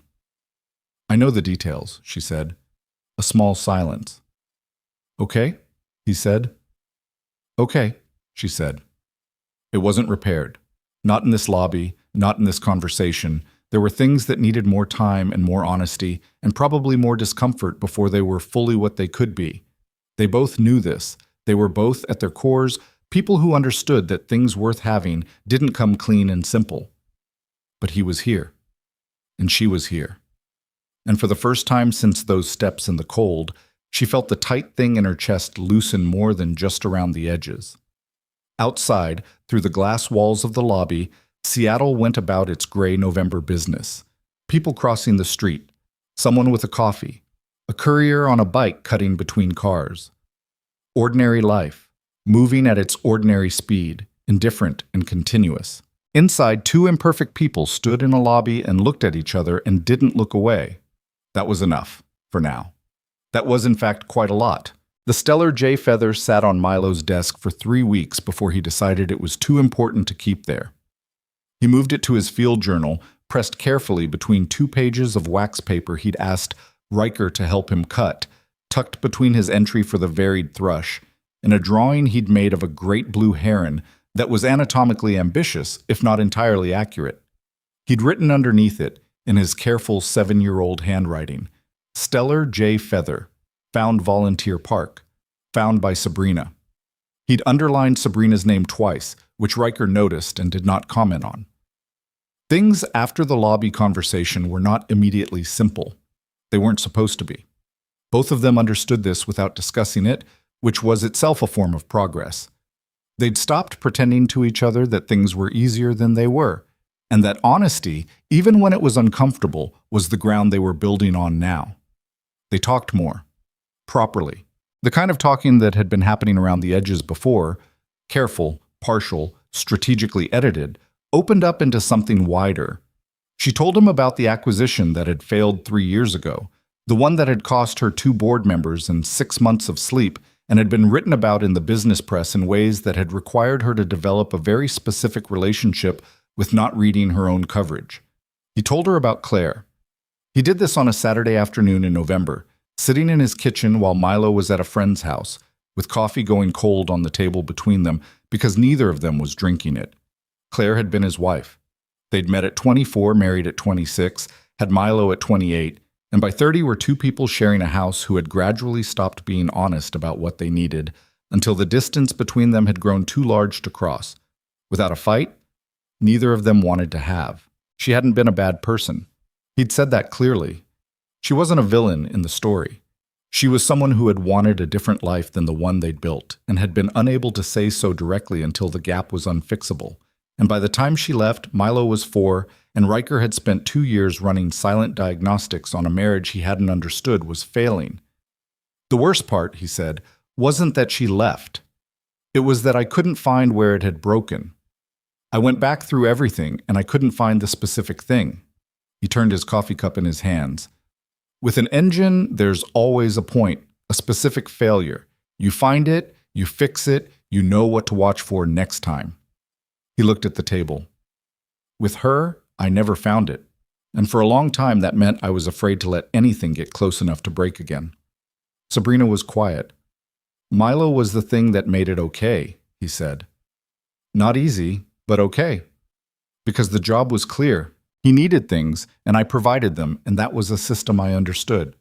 He looked up at her. You complicated the system. Sorry, she said. Don't be. He said it immediately, without hesitation. I needed the system complicated. She wrapped her hands around her own cup. I've been thinking about what you said, in the lobby, about showing up when it costs you something. Yeah. I haven't been good at that. She said it without softening. Direct, the way she was direct in board meetings, the way she was direct about everything except the personal things she'd been hiding in plain sight. I'm very good at building things. But I build them and then I protect them. I wall them off. I don't let people near the thing I've actually made because the thing I've actually made is the only place I feel safe. And if someone damages it, then you lose the one safe thing, he said. Yes.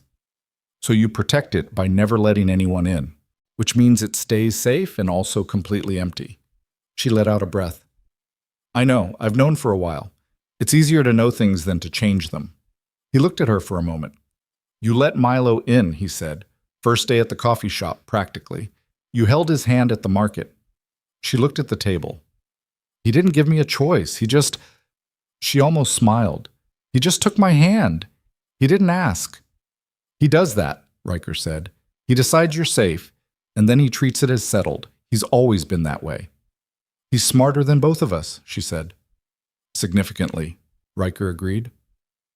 They sat in the kitchen in the gray November afternoon and drank their cold coffee and talked for 2 more hours. Nothing was resolved in the way resolutions happened in stories. Neat, final, clearly marked. What happened was more ordinary and more lasting than that. 2 people decided, without ceremony, to stop protecting themselves from each other. It wasn't a moment. It was a direction. December came, and with it the particular Seattle winter that wasn't about snow so much as a specific quality of darkness and rain that settled over the city like a long exhale. The days were short, the nights were long. Milo added 4 more birds to his journal, a pine siskin, 2 dark-eyed juncos, and something that Riker insisted was a house sparrow, and that Milo insisted, with supporting photographic evidence, was a Eurasian tree sparrow, which was significantly rarer and more interesting, and which turned out after a very thorough investigation to be, in fact, a Eurasian tree sparrow. Riker conceded the point. Milo documented his victory in the journal with a small gold star sticker. Sabrina came to dinner for the first time in early December. It was not a big dinner. Riker made chili, real chili, not from a can, the kind he'd been making since his uncle taught him in the Spokane kitchen when he was 16. It was, objectively, very good chili. He was not going to say this himself, but Milo said it for him. "My dad's chili is the best I've ever had," Milo announced, with the authority of someone whose chili sample size was limited, but whose conviction was total. "It's very good," Sabrina agreed, which was an understatement. "I told him to make it fancier for you," Milo said, "because you're rich, but he said good food doesn't need to be fancier, it just needs to be right." Riker closed his eyes briefly. Sabrina looked at him over the rim of her bowl. "He's not wrong," she said. "I know," Riker said. "Thank you. Please don't encourage him to quote me." "I'm writing it in my journal," Milo said, and appeared to be doing exactly that, having produced the field journal from somewhere and begun documenting, presumably, Riker's culinary philosophy. After dinner, while Riker cleaned up, Milo showed Sabrina his full bird list, all 23 entries now, each with a stamp, each with notes in his careful handwriting. He explained the Eurasian tree sparrow situation in full. He showed her the stellar jay feather between its wax paper pages. He told her about his theory, which he'd been developing since October, that the birds that came to their back fence were the same specific birds returning, not random different birds, and that they had a system of visitation that he was still mapping. "That's actually a real thing," Sabrina said. "Birds have territories. They do return to the same places." Milo looked at her with the pure satisfaction of someone whose hypothesis had been confirmed by an adult. "I knew it," he said. "You should document the times," she said, "and the weather conditions. If you track it long enough, you might see a pattern." He stared at her. "Can you help me make a chart?" "Yeah," she said, "I can do that." From the kitchen, over the sound of running water and dishes, Riker listened to his son and Sabrina design a bird observation chart at the kitchen table, Milo's voice rising and falling with enthusiasm, Sabrina asking questions that were specific enough to show she was paying real attention. He stood at the sink with the warm water running over his hands and felt something settle in him that had been unsettled for a very long time. It wasn't perfect. He wasn't going to tell himself it was perfect. There were things to navigate still. The gap in their worlds was real, not something you dissolved by wanting to. She had a life that operated at a scale he had never inhabited, and he had a life whose demands were specific and physical and daily, and the overlap was not automatic. They were going to have to build the overlap deliberately, which was more work than the version where things just fit. But Milo was showing her his journal page by page, and she was looking at each one with genuine attention, and the kitchen smelled like chili and dish soap, and outside the December rain came down steady and even against the windows. He dried his hands and went back to the table. January brought the Knox Systems Foundation announcement. Sabrina had been developing the concept since before the gala, quietly, in the margins of her regular work, in early morning hours and late evening notes that Priya had started calling the Parallel Project. It was a national foundation focused on three things: confidence-building programs for adolescents, anti-bullying resources for schools, and accessible mental health support for communities that didn't have it. The kind of foundation that came from a specific place, not a PR exercise, not a tax strategy. The kind that came from having been a heavy kid in Portland who learned to protect herself by building things, and who understood at a cellular level what it cost to grow up in a room that was laughing. She announced it at a press conference in mid-January. Riker watched it on his phone in the shop during his lunch break, sitting on an overturned crate with a sandwich in one hand and his phone propped against a toolbox. The feed was slightly delayed, and his phone screen had a crack across the upper corner that made the image fragment slightly along one edge. And none of this mattered because he was watching her stand at a podium in front of a room full of cameras and journalists and say, plainly and without the careful corporate distance she usually kept at these things, "I built this company from a studio apartment and a credit card I shouldn't have maxed out. I built it because I was a kid who got told she was too much, and I decided to do something with all that too much." She looked at the room directly. "But somewhere along the way, I forgot that building something for yourself and building something that reaches back, those aren't the same thing. This foundation is me trying to close that gap." Dennis appeared beside him, looked at the phone, looked at Riker. "That your girl?" Riker looked at Dennis. "Yeah." Dennis nodded slowly, the nod of a 63-year-old man who had developed a philosophy about most things. "She did good," he said, and walked back to his workbench. Riker ate his sandwich and watched the rest of the press conference and thought that Dennis was not wrong. She called him that evening. Her voice had the specific quality of someone who had spent a full day performing composure and was now, in private, allowing themselves to simply be tired. "How'd it go?" he asked. "Good, I think. The coverage is... I don't read my own coverage." "Smart. Priya reads it and gives me a summary. The summary is good." "Then it went well." A pause. "I was nervous," she said, "which I wasn't expecting. I've done hundreds of these." "This one was different," he said. "Yeah." Her voice was quiet. "This one was mine." He understood what she meant. The difference between the thing you do for the company and the thing you do because it came from somewhere in you that doesn't have a business case. The thing that's yours, that you're putting out into the world without the protection of a strategy or a metric.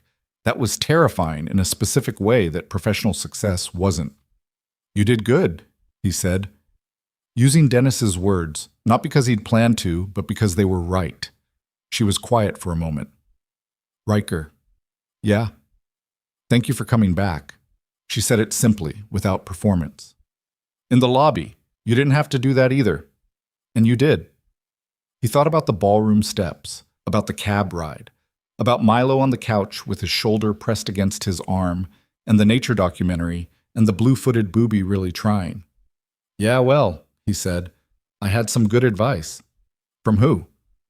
"7-year-old I know, very perceptive kid." She made a sound that was almost a laugh. "I owe him a bird chart. He's been asking about it.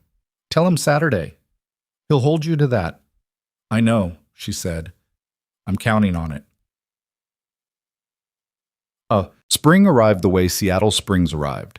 Not dramatically, not with a clear date of transition, but gradually, incrementally, the light shifting by minutes each day until one morning you stepped outside and realized the quality of the air had changed.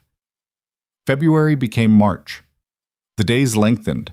Milo's bird observation chart had 16 weeks of data, and he had, in fact, identified a pattern.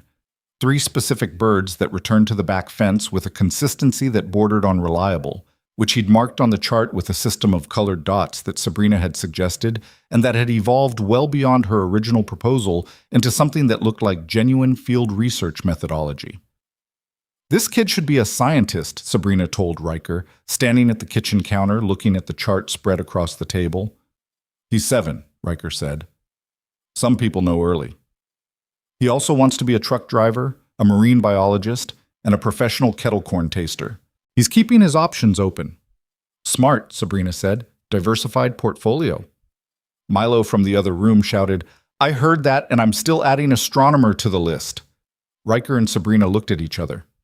"He hears everything," Riker said. "I know," she said. "It's terrifying and wonderful." She had been part of the house's rhythm by March in the way that happened not through a single decision, but through accumulated presence. She didn't live there. Her apartment was her space, and she needed her space, and Riker understood this without it needing to be negotiated. But she was there for dinners on Thursdays, sometimes Saturdays. She was the person Milo texted with bird findings when Riker's phone was out of reach. She was in the rotation of people who could pick Milo up from school on the rare occasions when Riker got caught in a job that ran late, which she had done twice and which Milo had declared both times excellent because she let him choose the after-school snack without editorial comment. She was also navigating, in parallel, the particular challenge of having a public life and a private one that kept brushing against each other. The Foundation coverage had included, eventually, a reference to her personal life, vague, sourced from somewhere she couldn't identify, the kind of paragraph that said she had been seen around Seattle with a companion who was described as a local tradesman, which was the kind of language that was technically not wrong, and also managed to be condescending in exactly 12 words. She'd told him about it directly, which was progress, and he'd read it and shrugged in the way of someone who had decided the opinion of journalists about his occupation was not his problem. Tradesman, he'd said, flat. They meant it as, I know what they meant it as. He handed her phone back. I fix diesel engines. That's an honest job. I'm not going to be embarrassed about it because someone in a newsroom thinks the word tradesman is clever. She looked at him. You okay? He asked. I'm fine, she said. I was worried about how you'd feel about it. I feel fine about it. He picked up his coffee. Do you feel fine about it? She thought about that. I feel fine about what we are, she said. I feel annoyed about the way it gets framed. Then feel annoyed about the framing and fine about us. He said it practically, like it was simple math. Those are different things. She nodded slowly. You're very rational about this. I fix things for a living. I find rational useful. She had kept that exchange in her head for a while after. The ease of it. The way he'd taken the thing that she'd been anxious about and separated it into its actual components. The thing that mattered and the thing that didn't. Without diminishing her annoyance or inflating it into something larger than it was. That was a skill, she'd come to understand. Not a natural quality exactly, but something he developed through the same process he'd developed all his skills. By doing difficult work, repeatedly, until it became reliable. She'd been trying to learn it. She was better at it than she'd been in October. Not good. Better. The Knox Foundation's first real program launched in April, a pilot confidence and leadership curriculum in 5 Seattle public schools, running through the end of the school year. Sabrina was involved at a level that was probably more operational than a CEO should be for a foundation program. But she'd never been good at delegated distance for things she actually cared about. She visited 2 of the schools in the first week. The second school was Milo's. This was not planned. She'd known his school was in the pilot group, it was in the right district, met the criteria, had an enthusiastic vice principal who'd responded to the outreach email within 4 hours. She hadn't flagged it to Riker because it hadn't occurred to her to see it as a conflict, and also, honestly, because she'd wanted to see it. She was in the gymnasium with the program coordinator watching 8-year-olds practice a presentation exercise when she heard a familiar voice from across the room. That's Sabrina. She looked up. Milo was standing at the gymnasium door with his class, in a line, wearing his slightly too large rain jacket with the Audubon Society patch, pointing at her with the directional certainty of someone identifying a rare bird. His teacher looked uncertain. You know her? Yes, Milo said with complete confidence. She helps me track birds. Sabrina raised a hand. Milo raised a hand back. His teacher spent the rest of the visit slightly off balance, trying to recalibrate the relationship between the woman from the foundation and the boy in the 3rd row who kept adding details to the official presentation with his own supplementary commentary. On the drive back to the office, Sabrina sat in the back of the car and did something she didn't do often. She called her mother. They talked for 20 minutes, which was longer than their calls usually ran.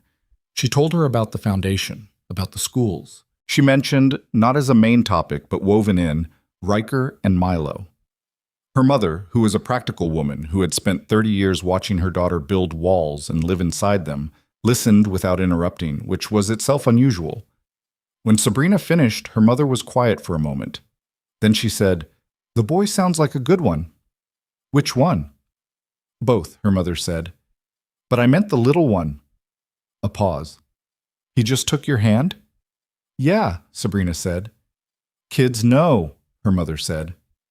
Not profoundly, just stating it the way you stated things that were simply true. Sabrina looked out the window at the April city, the first real color after months of gray, the trees along 2nd Avenue budding in pale green, the kind of morning that made Seattle look like it had been saving this for months and was finally ready to spend it. "Mom," she said. "Yeah, I think I'm happy." Her mother was quiet for a second, then, "I know, I can hear it." Another pause. "Don't mess it up." "Working on it," Sabrina said. "Good girl," her mother said, which was not something Sabrina needed to hear at 30 years old, and also was, in that moment, exactly what she needed to hear. The Summer Festival was Sabrina's Foundation's largest fundraising event, a one-day outdoor festival in Volunteer Park, sponsored by Knox Systems, free admission, built around community and family programming. Food vendors, live music, children's activities, a resource fair with mental health and youth services organizations. It had been in planning since February. Priya had managed the logistics with the focused intensity of someone who treated event planning as a military operation. Sabrina had been involved in approximately every decision, from the vendor selection to the stage layout to the color of the banners, which Priya said was too much involvement and Sabrina said was appropriate involvement, and the banners turned out well, so the point was technically unresolved. It was a Saturday in late July.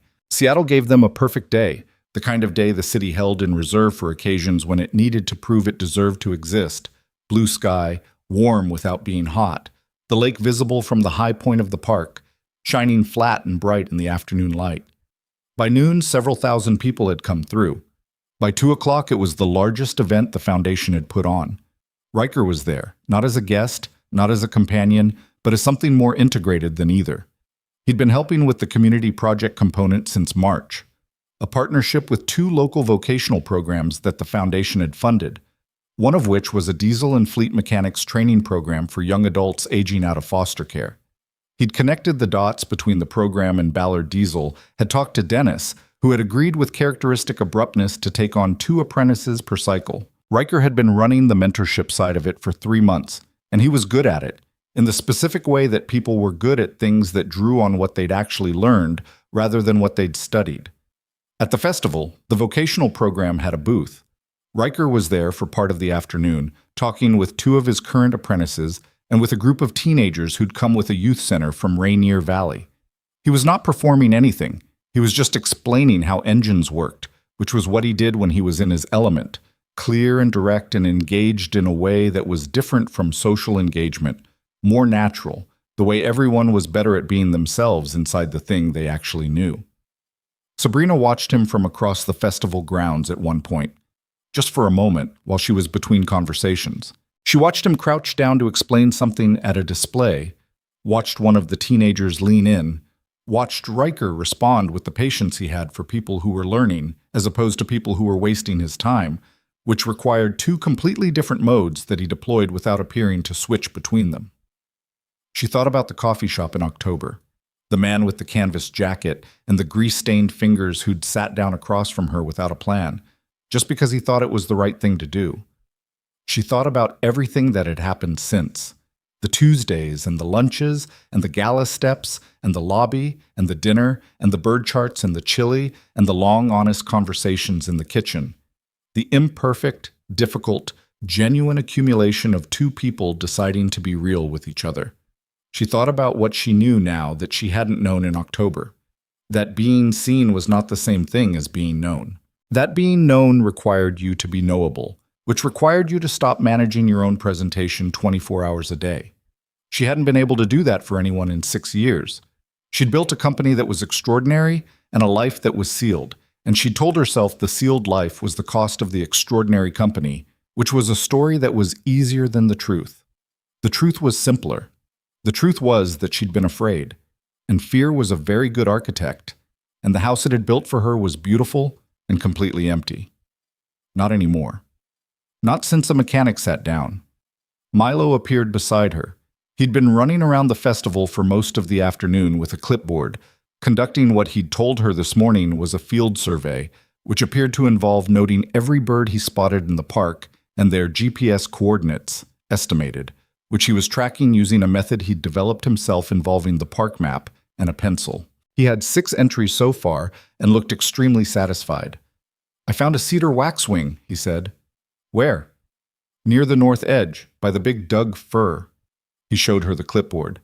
The entry was meticulous: time, location reference, weather conditions, direction of flight. He'd drawn a small sketch. "That's a good find," she said. "They don't come down often." "I know." He closed the clipboard with the efficient satisfaction of a field researcher completing a data entry. He looked at the festival around them. The crowds, the music, the afternoon light, his father across the grounds, in conversation. "This is a good day," he said. It was not a complicated statement. It was just a 7-year-old telling the truth about a day. "Yeah," Sabrina said. "It really is." He slid his hand into hers, same as the market in October. No announcement, no ceremony, just a small hand finding hers and holding on, because that was what you did with people you'd decided were safe. She held on back. The proposal happened at 4 in the afternoon, which was not a time anyone would have scripted for it. Sabrina was on the main stage, wrapping up a brief address to the crowd. A few minutes about the foundation's first year, what had been built, where it was going. She was comfortable on stage now, in the way she was comfortable in boardrooms, which was to say she was there, fully, with all of it. She finished her remarks. The crowd applauded. She was stepping back from the podium when the MC, a woman from the Foundation's communications team, said, "Actually, I think we have one more thing." And Sabrina turned and Riker was there. He had come from the side of the stage. He was in a blue shirt she hadn't seen before, and he looked like himself, not dressed for a different occasion, not performing a different version, just himself, in a blue shirt, walking toward her in front of a few thousand people with the specific focused quality he brought to things that mattered. She understood what was happening about 2 seconds before it happened. Her hand went to her mouth. He stopped in front of her. He didn't have a speech prepared. She would find out later that he'd thought about a speech and decided against it, because he didn't do things he didn't mean, and he wasn't going to manufacture words for the sake of the occasion. He was going to say the real thing. Milo had walked onto the stage behind him, holding a small bunch of sunflowers that were slightly lopsided in the way flowers were when a child carried them. And he stood just behind his father's shoulder with the air of someone who had been let in on this plan and had been extremely serious about maintaining operational secrecy. Riker looked at her. "I defended you because you deserved it," he said. His voice was steady, carrying to the crowd without him trying to make it carry, just the natural projection of someone who was used to being heard over engines. "I stayed because you made me happy, and I came back—" A brief pause, just a breath, just a moment of a man feeling the weight of what he was saying. "I came back because I love you." He reached into his jacket pocket. He got down on one knee. The crowd was completely still. She was already crying before he finished, not the composed kind, the kind that arrived before you could manage it, because the feeling was faster than the defense, and for once in her life the defense had shown up too late, and she was glad. "Sabrina Knox," he said, looking up at her. "You are the most complicated, careful, occasionally infuriating, genuinely remarkable person I have ever sat across a table from." Something moved in his face. Not quite a smile, something more real than a smile. "Will you marry me?" She said yes. Not after a pause, not after collecting herself. She said it immediately, completely, the way she made the decisions she was most certain about, without hesitation and without looking for the angle. "Yes," she said. "Obviously, yes." He stood up and she stepped forward and they were together in the way that was not graceful or cinematic but was entirely real. His arms around her, her face against his shoulder, the slight awkward bump of the ring box still in his hand. The crowd responded with the full, warm, uncomplicated noise of people who had witnessed something true and were glad for it. Milo stepped forward with his sunflowers. Sabrina pulled back from Riker enough to look at the boy. His face was doing approximately 17 things at once, proud, delighted, trying very hard to look calm about it, failing completely at looking calm about it. She took the sunflowers. "You knew," she said. "For 2 weeks," he said. "It was very hard not to tell you. I almost told you 4 times. What stopped you?" He considered this seriously. "I wrote it in my journal," he said. "Instead." That helped. She looked at him, this boy who had taken her hand at the market and stamped bird shapes in a field journal and tracked cedar waxwings at GPS coordinates estimated with a pencil, this boy who had shown her the interview and who had held his father accountable with the guileless precision of someone who loved without strategy. She crouched down in front of him. "Hey," she said. "Can I ask you something?" He nodded. "Is this okay? With you?" He looked at her with his direct, unhurried eyes. The eyes that saw things and filed them and understood more than they were supposed to at this age. Then he said very simply, "I wanted this before you did." She laughed. She couldn't help it. It broke out of her completely, the genuine kind, and Riker above her made a sound that was also a laugh, and Milo looked satisfied in the way of someone who had delivered the correct answer to an important question. She wrapped her arms around him, sunflowers and all. He hugged her back with both arms, the full committed hug of a child who didn't do things halfway. "Now we're finally a real team," he said into her shoulder. She held on. Here is what the story is, underneath all of it. It is a story about 2 people who were both, in their different ways, hiding. Not from each other specifically, from the thing that kept happening when they let people get close. The recalibration. The moment when the person in front of you stops seeing you and starts seeing the version of you that's useful to them. Riker had experienced this in a marriage that failed quietly, in the specific way that quiet failures are sometimes worse than loud ones. Sabrina had experienced it every time the number entered the conversation. They had each independently built structures to prevent it from happening again. Good structures, solid construction, nothing obviously wrong with them, except that the structures also kept out everything else. This is the thing nobody tells you about self-protection, because it is not a comfortable thing to say. The wall that keeps the bad things out is the same wall. It does not distinguish. It keeps out the person who will use you and the person who will love you with equal efficiency, because it is a wall and not an intelligence, and walls do not have judgment. Taking it down is terrifying. It requires you to believe without guarantees that the person on the other side is actually who they appear to be. You cannot know this for certain. You can only decide to trust it and accept the risk, and the risk is real, and some people get it wrong, and the only alternative is the sealed house, which is safe and empty. Riker chose the risk first, at a table in a coffee shop when he sat down across from a stranger because it was the right thing to do, without expectation of return. That was who he was at his best. The man who showed up because something needed doing. Sabrina chose it slower, the way she did most things, carefully, calculatingly, and then all at once. The moment she stopped calculating and just held a child's hand in a crowded market. The moment she said yes on a stage in a park in July. Because the feeling was faster than the defense. Milo, who was 7 and therefore not interested in protecting himself from things that seemed good, had known from the beginning.